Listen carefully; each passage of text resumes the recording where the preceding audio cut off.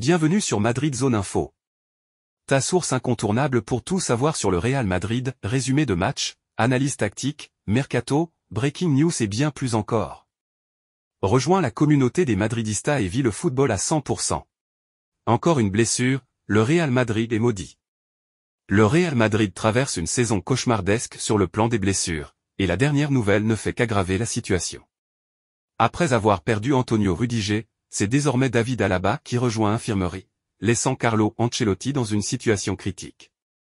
Entre malchance et accumulation de blessures graves, les supporters commencent à se demander si une véritable malédiction ne s'abat pas sur leur club. Un coup dur supplémentaire pour une défense en ruine. L'Autrichien, qui venait à peine de se remettre d'une rupture des ligaments croisés, devait incarner le sauveur de la défense madrilène. Mais à peine revenu à l'entraînement, un nouveau coup dur, une blessure aux adducteurs qui l'éloignera des terrains pour au moins 3 semaines. Ce coup du sort s'ajoute à une liste d'absences déjà inquiétante. Eder Militao est toujours en convalescence, Thibaut Courtois est hors course depuis des mois, et Rudiger vient tout juste de se blesser à son tour. Avec un seul défenseur central de métier encore valide, le Real Madrid est à court de solutions avant une série de matchs capitaux. Un calendrier infernal qui ne pardonne pas. Les absences tombent au pire moment pour les Merengues, qui doivent affronter l'Atlético de Madrid ce week-end, dans un derby explosif. Manchester City en Ligue des Champions, une double confrontation où la moindre faille défensive pourrait être fatale. Le souvenir de la déroute 4-0 à l'Etihad la saison dernière hante encore les esprits madrilènes. À l'époque, avec une défense plus solide, le Real avait été submergé par la puissance offensive de Pep Guardiola et d'Erling Haaland. Aujourd'hui, sans ces cadres défensifs, la situation semble encore plus préoccupante. Ancelotti obligé de bricoler. Face à cette situation critique, Carlo Ancelotti n'a d'autre choix que d'innover. Plusieurs options s'offrent à lui, repositionner Aurélien Tchouaméni en défense centrale, un rôle qu'il a déjà occupé avec des résultats mitigés. Utiliser Federico Valverde dans un rôle défensif plus reculé. Faire confiance au jeune Raúl Asensio, qui manque cruellement d'expérience à ce niveau.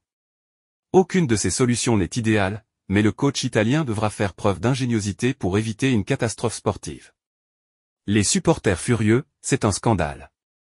Face à cette avalanche de blessures, la frustration des supporters explose sur les réseaux sociaux. Beaucoup dénoncent une préparation physique inadaptée, qui expliquerait la répétition des blessures musculaires. Un calendrier trop chargé, forçant les joueurs à enchaîner les matchs sans repos suffisant. Une mauvaise gestion du staff médical, pointée du doigt pour la récurrence des blessures de longue durée. Certains réclament même une révision complète de la gestion physique des joueurs, car cette situation devient récurrente au Real Madrid. Un mois de février sous haute tension. Si le Real Madrid veut rester en course pour les titres, il devra surmonter cet énorme défi sans ses piliers défensifs. Un faux pas contre l'Atlético pourrait relancer la course au titre en Liga, tandis qu'une élimination contre Manchester City signifierait la fin des espoirs européens. Plus que jamais, les Merengues sont dos au mur, et seul un mental d'acier et une solidarité sans faille pourront leur permettre de traverser cette tempête. Malchance ou véritable malédiction? La réponse jouera sur le terrain. Merci d'avoir regardé cette vidéo.